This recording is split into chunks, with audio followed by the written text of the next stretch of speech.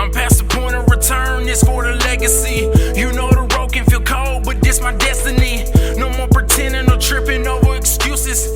Temper flare, need to take it out on music. On a mission to be prolific, my objective is quite specific.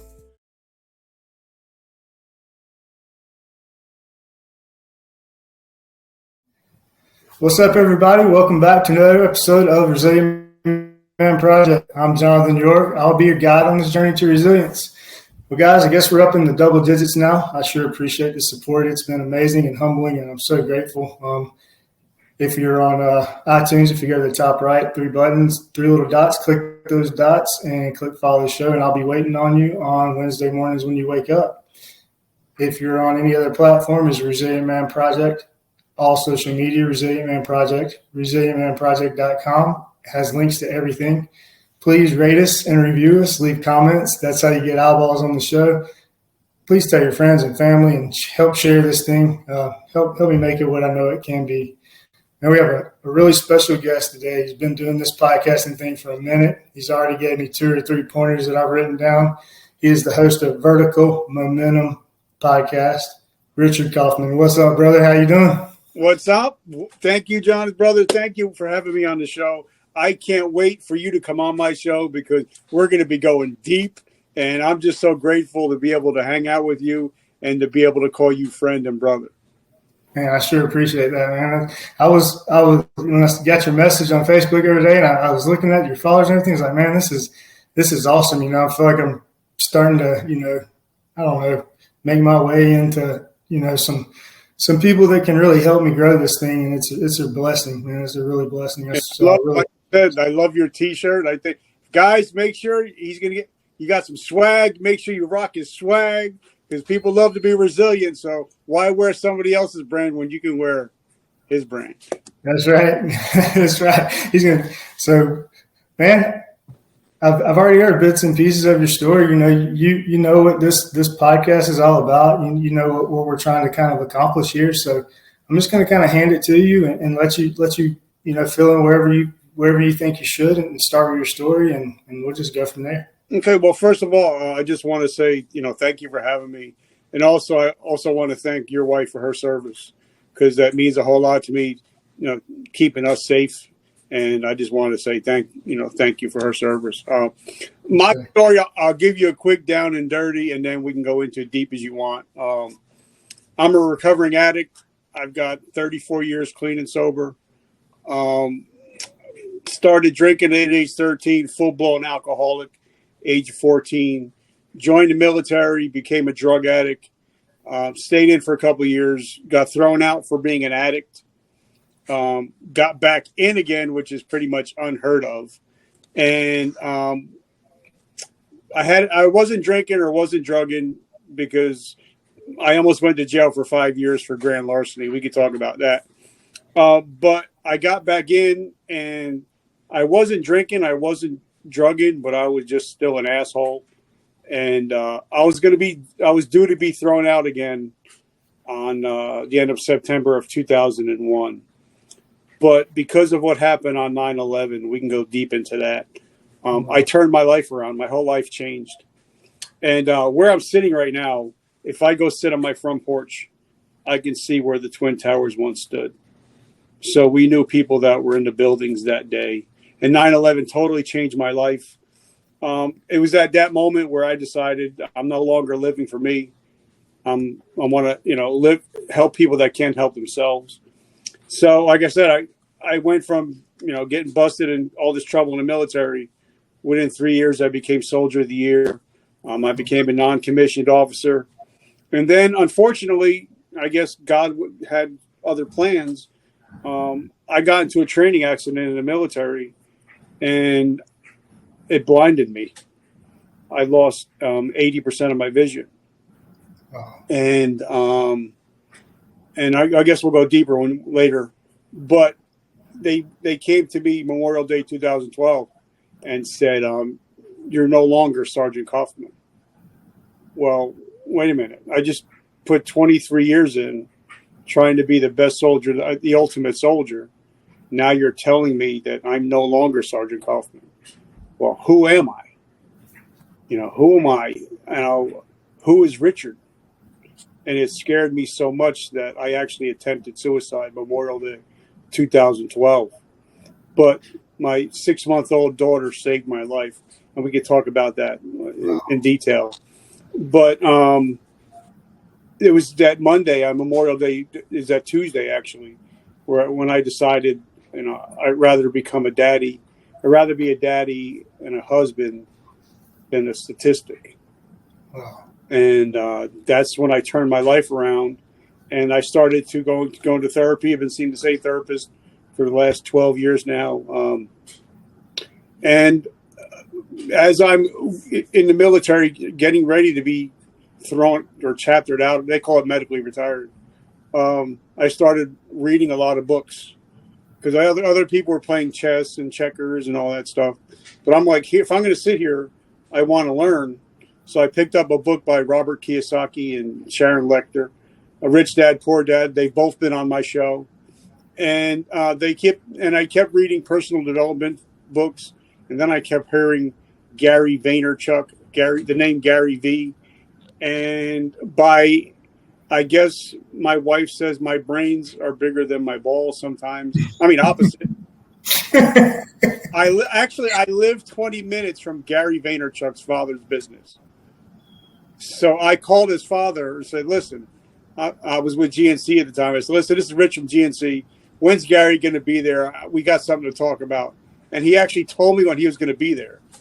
So I actually showed up and had lunch with Gary V. And he's the one that actually started the Comeback Coach.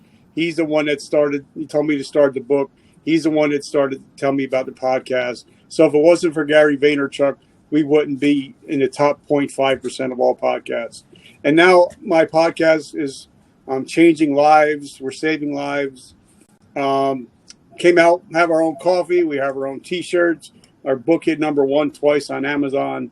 And it's all just to let the people that are out there let them know that it's okay not to be okay. And my whole life now is just to make sure that if you're struggling, I got your back. You can call me 24 hours a day, 7 days a week. My number's plastered everywhere. And it's just for me to way of paying it forward so that people know that, they're not alone. And if I can do it, if I can get sober, if I can get clean, if I can change my life around, anybody can do it. So now we can get into deep, whatever you want to get into to talk about. Wow. I mean, do you have like 4 hours?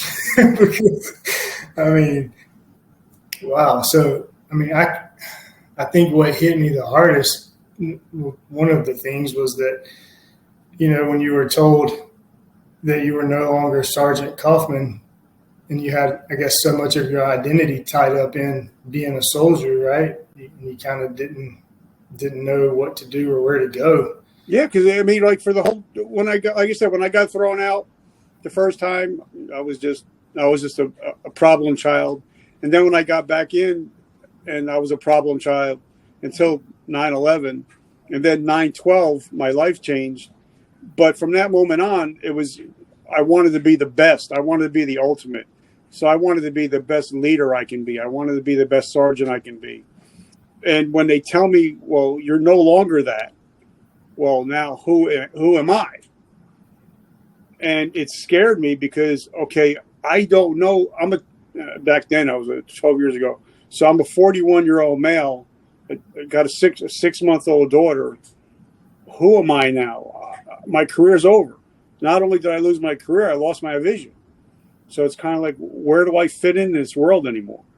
And I was afraid because I didn't know who I was. And I think a lot of soldiers, no matter, I've had on my show athletes, police officers, firefighter, whatever job you have, there's a shelf life. Yeah. Nobody ever thinks of their careers ending. And then when it ends, then you're stuck with like, well, who am I if I'm no longer that? You know what I mean? Yeah, I do. I absolutely do. I mean, it makes it, all the more important to figure out what your purpose is in this planet, on this earth is to stay focused on whatever your mission is. And man, I'm grateful, really, really grateful. Even to have figured it out at 42 or whatever, because I feel like there's a lot of men that never really figured that piece out. Well, I came 10 seconds from death, and if you don't mind me telling the story. Yeah, absolutely, please. So they tell me I'm no longer Sergeant Kaufman, and this is Memorial Day 2012.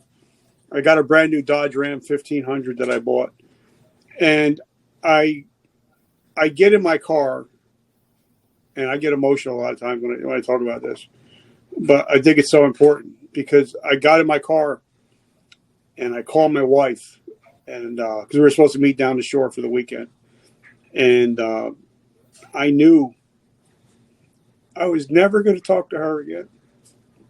I was never going to see my little baby girl again, my daughter, my 6-month-old daughter, because I knew, well, it would be better if she got the insurance money and if I'm dead.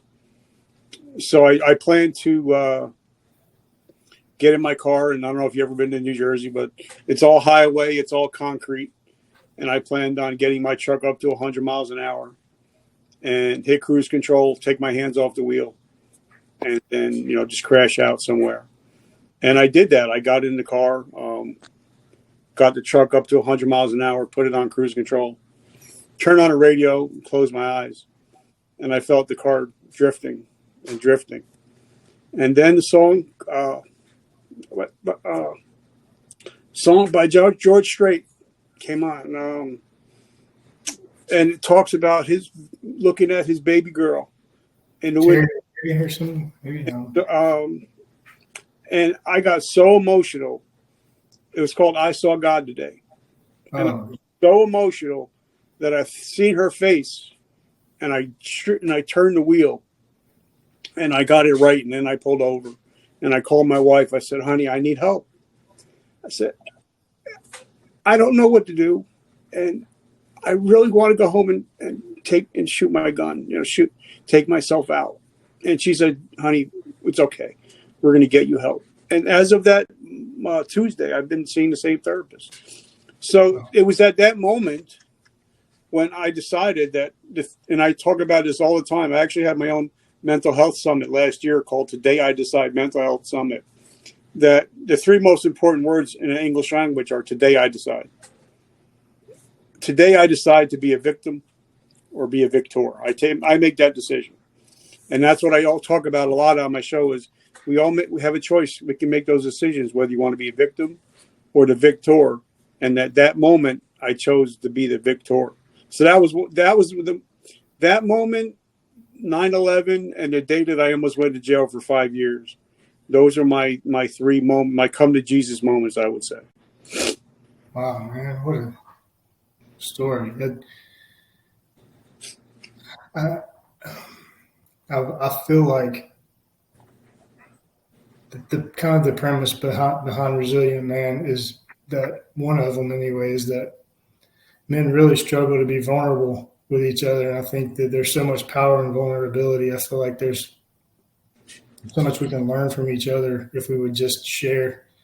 And man, I just want to say thank you for sharing that. Yeah, I mean, because, and I just did another interview about a half hour before I came on with a friend of mine, and we were talking about that same thing is, that so-called you have to man up thing, that's all bullshit.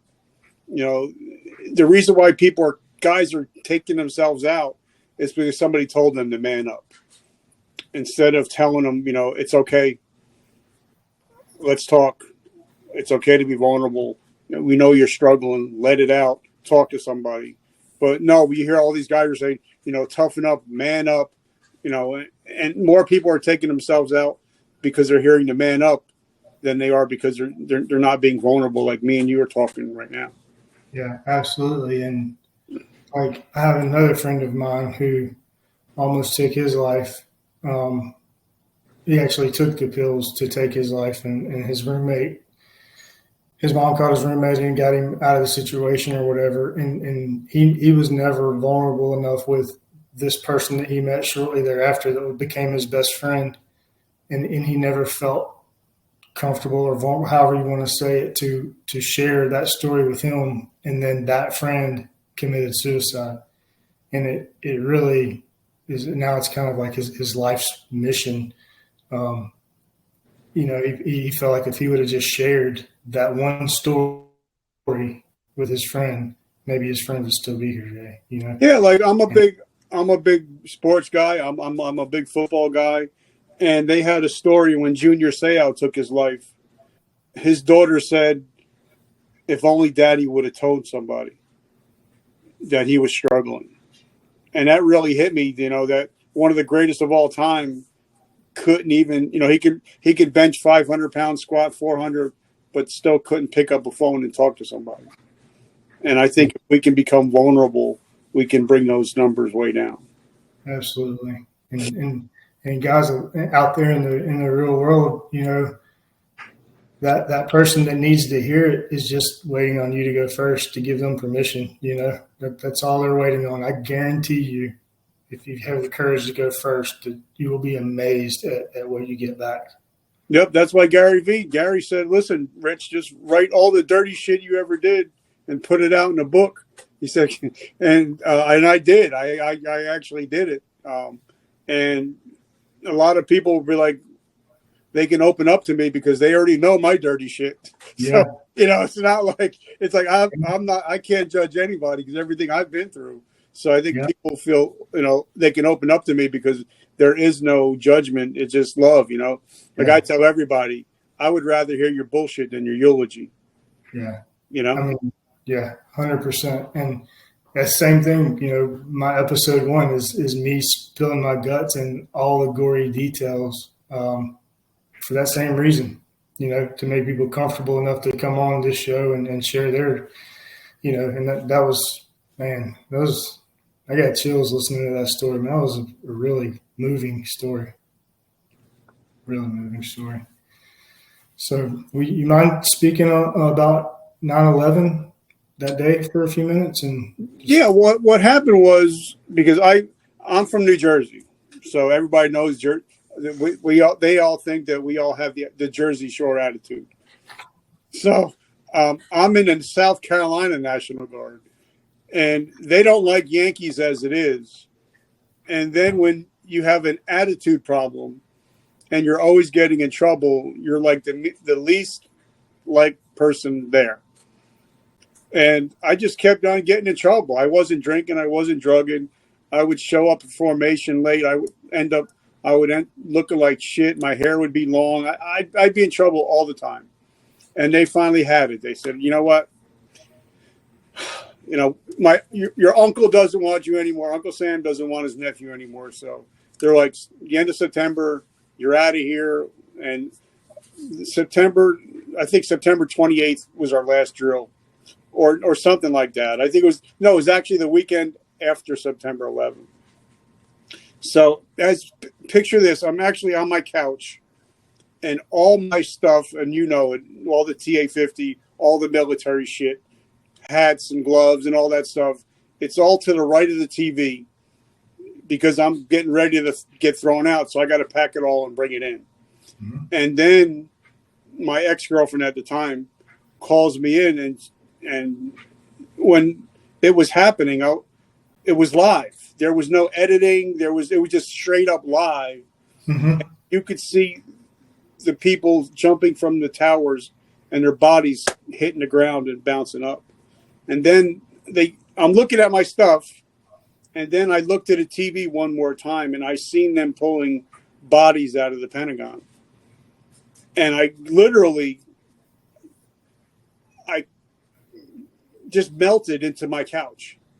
And I just started weeping and crying because here I am getting thrown out for the second time. And all these people wanted to do was go to work to support their kids. And these soldiers, they were just going to work that day. And I was taking advantage. I was taking it for granted, the life that I have. And I literally broke down into my couch and I cried out to the Lord. I said, Lord, give me one more chance. Give me a chance to help the people that can't help themselves. So I called my company commander on the spot. And I said, listen, I said, I want to come in and see you. And I went in and seen them. And they seen me, they seen all my bullshit before. But they said they seen something different in me. And they decided to keep me, thank God. Because they just knew I was a different man. I wasn't the same guy that woke up that morning and went to bed that night. And then when I went to drill that next Saturday, whatever it was, I went in with a different attitude. I showed up 2 hours early. I stayed 2 hours late. I volunteered. You want me to clean the toilets? I'll clean the men and the women's toilets. You want me to take out the garbage? I'll do it. Whatever you want, I'm going to do.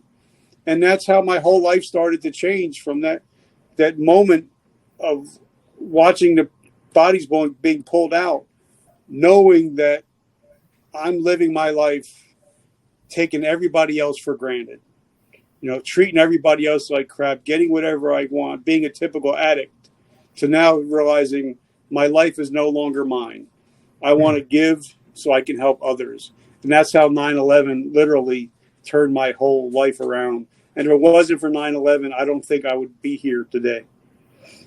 Wow. And then you spent 20 plus years after that just getting after it.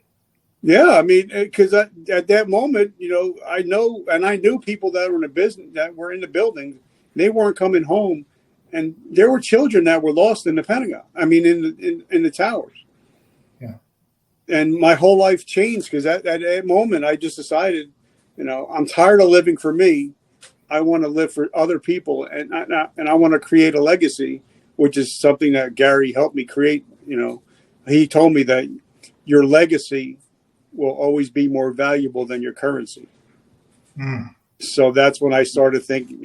From that moment on is when I just started thinking about legacy and how am I leaving this world when I'm gone. So that's how 9/11 changed my life. Gary V is it's really cool to hear some personal behind the scenes or whatever you want to call it.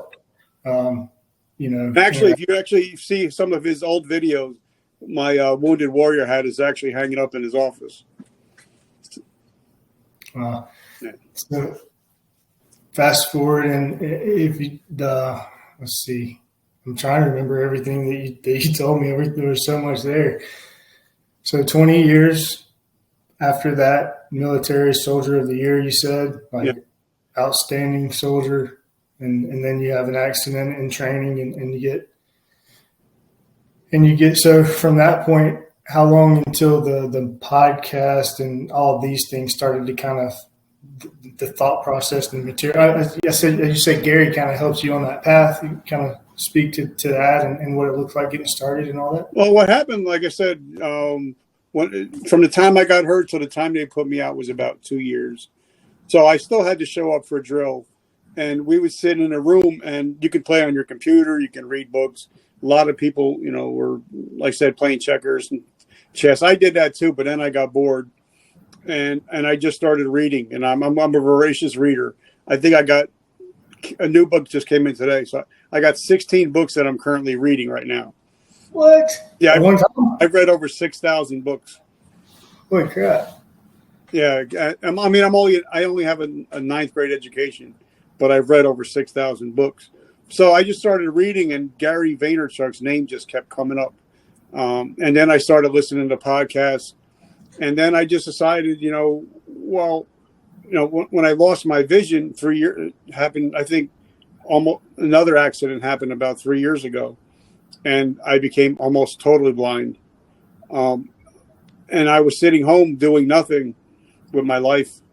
And I decided, all right, let me start podcasting full time. So I started my podcast. Like I said, I was telling you before, I had another podcast before that, and I did like 300 episodes, never knowing it was on iTunes. Now that it was never on iTunes. So, but what happened with this new podcast, I'm sitting there feeling bad for myself because I'm blind, and I'm 80% blind again. And I decided, I said, you know what? My friends are calling me. They're like, listen, you're the comeback coach, bro. You got to come back. And I'm like, but how do I come back? And they're like, well, start a podcast. You know how to do that. And I started with just doing audio podcasts because I couldn't see. And the first guy I interviewed, he lost both legs and both arms in Afghanistan. And here he is out skiing with his family in Aspen. And I'm going, wait a minute, I'm feeling bad for myself. And this is a quadruple amputee, skiing in Aspen. And that's when I started the whole podcast, taking it seriously as a business and start saying, all right, now I want to talk to people that are the top performers and game changers, talking about resilience in life and business. Because I believe, resiliency is, if you can come back, that's the best thing about, being resilient is you can come back from anything. I think anybody can come back from anything as long as you have the right mentors in your life. And Gary Vee happened to be, was a mentor of mine. Ed Milet, big mentor of mine. Tony Robbins, people like that. John Lee Dumas. Those are my mentors, and that's when I decided, you know what, I want to be. Now I decide I want to be the best podcast in the world, and that's my goal, is to help 1 million people this year on the podcast. So that's awesome. The whole podcast got started, and the book and all that. So I got to hear the story of you showing up at Gary's dad's. Like, how did that go down? Like, how did Gary? I mean, can you just kind of like? What happened? I mean, I met him once, and just for a book signing, and I got one of his books signed. And then a second time, like I said, I called him and I said, listen, this is Rich from GNC. When's Gary going to be there? We need to talk about some things. And I get just to pretend that it was a business thing. And I show up and there's Gary, and he's like, who are you? Then I showed a picture of me and him, and I was signing the book. I forget which book I think it was. I think it was Jab, Jab, Jab, Right Hook. And he's like, bro, you just right hooked me, right? That's awesome. I was like, yeah. You had to respect the game, man. You had to. And we just sat down and talked, and I learned a lot from him, and I'll always give the big respect to him. I'll always shout him out, because he taught me, how to podcast, and I'm still learning to this. I'm still a newbie to this, in my opinion, and I learned a lot from Gary. And for one thing, he says, whether any interview you ever see Gary, he always tells the same story at the first 5 minutes. So I think once we get our stories down, and get our stories need to be told. And I think that's the most important thing that he taught me, that everybody has a story. You just have to nail down your story to make impact in people's lives. Yeah, man, that's such good advice. It's something that I'm trying to figure out now myself, is, not too much detail, but the right parts, and, the right message, and things that are going to resonate with people for sure. Because, I've kind of found that maybe the things that were maybe impactful to me don't necessarily translate to another person, so you're right about that. Well, like one of my main mentors, his name is Mr. John Lee Dumas, has one of the top podcasts in the world, Entrepreneurs on Fire. And but he told me, when I talked to him and he mentors me, he said, listen, if you want to be successful, you can't talk to everybody. You have to find out your perfect avatar, and you got to go an inch wide, but you got to go a mile deep to find out who your perfect listener is. Because like Jim Rohn said, if you're talking to everybody, you're talking to nobody. Yeah, 100%.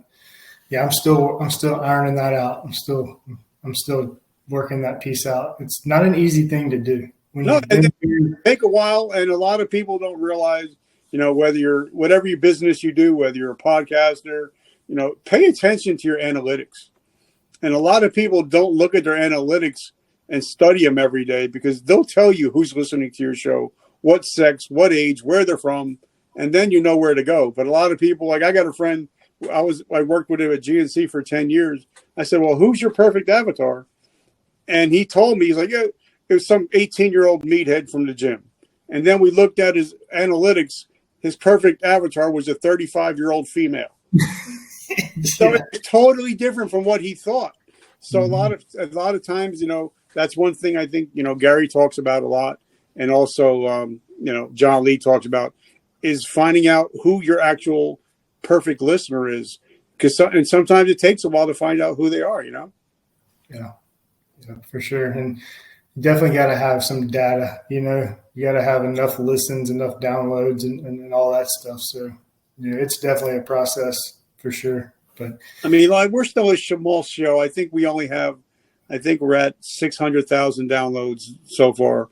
I think we only have 2 million impressions last year, but we're still working. I mean, we still have some great guests coming on, but it's all about, somebody that listens to my show or your show to listen. Wait, if they can do it, I can do it. 100%. Because it doesn't. It's not rocket science to put on an app like Riverside, StreamYard, and have an iPhone. It doesn't take much to start a podcast. It just makes you just have to start to do it. Yeah, just some courage. That's right. Everybody wants to sit around and wait on the perfect moment, and let me tell you, it's never coming. And the funny thing is, if you guys ever want to start a podcast, watch some of old Gary V's old videos where he was going to garage sales, picking up toys, and he used a flip camera, and they've had like 10 million views. So you don't need a whole lot. Now I got a brand new computer for the new system, but I've been using just an iPhone to record our 500 episodes. And sometimes we've had, like you said, we've had over 600,000 downloads just on an iPhone. Yeah, that's all. So just start. If you're thinking about writing a book, if you're thinking about starting a diet, just start. Don't be perfect. Just start. Yeah, that's right. Man, can't say, I'm felon and all these things. Like, I made so many excuses, of why nobody would listen and all those things. And it turns out that all those reasons that you think are disqualifiers are exactly what qualifies you to do it. That's exactly. And I just had a friend of mine, his last name is Snook. He just came on the show. He did 12 years in prison and he came out, and now he's turned his mess into his message. Mm-hmm. So, a lot of people that think, well, I'm not qualified. Well, that's what makes you qualified. 100%. Even Moses was not qualified. Moses was not even a good speaker. And God qualified him. That's right. You know what I'm saying? So if you think you're not, the reason why you think you're not qualified is exactly why. 100%, 1,000%. Could not agree more. The when you speak about, you mentioned your faith in God a few times, and how, in your opinion, to be resilient and to kind of build that resilience muscle, how much value do you put on the spiritual resilience piece? Well, I mean, I just put out a post today on socials talking about faith, how some days I'm super faithful. I have so much faith that everything's going to happen. Everything's going to work out. And then some days I wake up and I'm like, this ain't going to happen. So it depends. I just have to believe in, I don't have the answers, and I don't have to have the answers. God has a plan for each and every one of us. And it doesn't matter what way, if you go left, if you go right, he's going to bring you to the plan.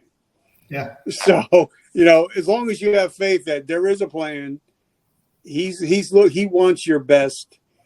But like I tell everybody, if you're not close to God, you're the one that moved. He is there for you always. He loves you unconditionally. So we're all going to mess up. I mean, even if you look at the 12 disciples, they were all screw ups. Oh yeah. Every one of them. And those are one that he chose. So guys, if you're struggling with your faith, just realize it's okay. God, he loves you where you're at. He does. And one thing, and I tell everybody, Gary, there's only one Gary V. I can't be Gary too.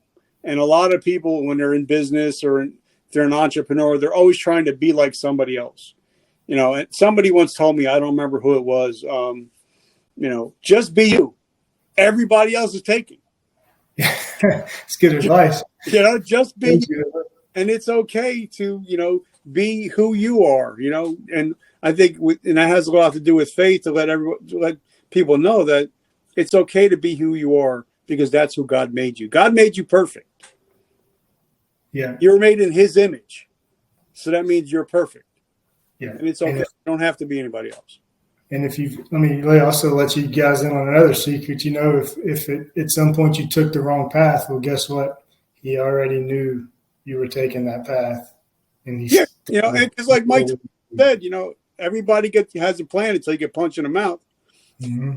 God, he might let you go for a little bit further, but then he's going to be like, all right, come on, Junior, move it over this way a little bit. So, you're going to end up where you're supposed to end up, as long as you listen for that small, tiny voice. Yeah. I happen to think that resilience I think everybody's born with a certain amount of it, but I think resilience is kind of a skill. I believe it is to a certain extent a skill, and you can build that muscle by getting through the things that you don't think you're going to make it through. And you get to the other side and you look back and you kind of gain a little confidence, and then, repeat that over and over. If you can kind of add that personal relationship with Christ on top of that, and you become an unstoppable force. Like, I can look you in the eye and say that there's nothing that scares me at this point in my life. There's one thing that every parent, scares them or whatever a little bit, but there's, I can genuinely say that no matter what life throws at me, I know I'm going to make it through it, and I know I'm going to make it to the other side of it. So, guys, where I'm also seeing, as I'm getting, like I said, I have 16 books going right now and an audio book, so I got like 17 going. We can learn from what other people's mistakes. We don't have to make those mistakes. And it seems like a lot of people, they just want to, I'm going to make the same mistakes and the same mistakes. Why don't you learn from somebody else that made them already, so you don't have to pay that price, and you can cut the years off to success? 100%. You know what I'm saying? Yeah. That's what, get them, find a mentor, find someone that's in that place that you're trying to get, and save yourself some time and some struggle and all those things, pay for that speed or whatever. If you have to pay for it, man, it's so worth it. It's so worth it. Like I was taught, and I'm just starting to learn, why learn from the middle guy? Like, if I want to be a basketball guy, which I'm 5'8", I'm never going to play basketball. But if I'm going to be if I would have had the mindset that I wanted to be the greatest, I'm not going to study the guys that are playing today. I'm going to study Michael. I'm going to study Jordan. I'm going to study Kobe. And I'm going to study what made them great. And I'm going to go straight to the top. And I think a lot of times people that start businesses, they look what other people that are about equal to them, what they're doing. Instead of looking up to people like Gary Vee, Ed Milet, Tony Robbins, Eric Thomas, and all those people, why not go to the top and learn from them and skip the whole middle? Yeah. Get that mindset that I'm going to be that one day. That's right. Get that mindset set, man. That's awesome advice, dude, for sure. Man, it's been amazing having you on, man. I really appreciate you coming on. Man, I can't wait to have your episode to come on, and we're going to go deep. And like I said, because I think a lot of people, they'll see us talking on, they'll see us with our families and our kids, but they don't realize that it wasn't all rainbows and unicorns. Oh, no. And especially if you see somebody that's been locked up, and what it's like that night where them doors finally closed for that first time, and they're all alone in themselves in that cell. A lot of people, they want to see the good parts, but they don't want to see the bad parts. But the bad part is what makes the good so good. 100%. I look back on my life at this point, and I understand that it all had to be that way. Like, there's no other way. I don't think I get in this seat and I am this man today, if I hadn't gone through everything that I've gone through. So if you're out there going through something right now, it's find your purpose in it. There's a reason behind it. It's easier said than done, but find your purpose in it. You know, he's sharpening you for a reason. He's preparing you for a reason. And that's what came over me a couple of years ago that changed everything. And that was my switch from victim to victor is I always looked at my life as why me, why this, and he put it on my heart just as clear as day. It's because it's all been for a reason. I've needed to sharpen you for what's coming.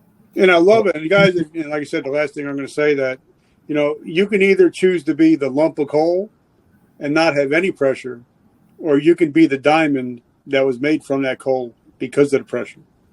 That's right. So your choice to be a diamond or a lump of coal. That's your choice. Appreciate you, man. It was awesome. Honor to have you on. I cannot wait to jump on yours. I'm excited. Really. So, guys, make sure that you're checking out his podcast. Make sure you're checking out his website, and also support him on Instagram and all that stuff, because that stuff does help when you're just showing the love for his for what he's trying to do in this world.